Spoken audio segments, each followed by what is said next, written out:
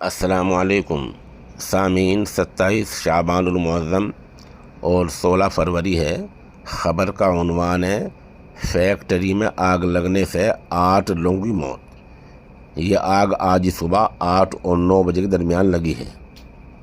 राजस्थान के भिवाड़ी के केमिकल पटाखा फैक्ट्री में आग लगने से 8 लोग जिंदा जल गए हैं। उनकी लाशें निकाल ली गई हैं। एक मजदूर बताया जा रहा है कि अब भी फंसा हुआ है। हादसे वक्त तकरीबन 25 मजदूर काम कर रहे थे।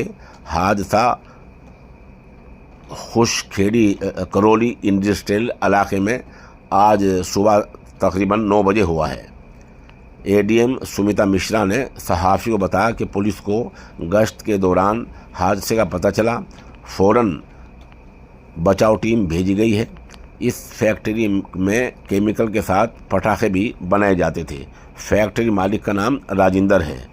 खुशखेड़ी और भिवाड़ी रोको फायर स्टेशन से फायर ब्रिगेड की गाड़ियां मौके पर पहुंची हैं। तकरीबन 1.5 घंटे की काफ़ी मशक्क़त के बाद आग पर काबू पा लिया गया है।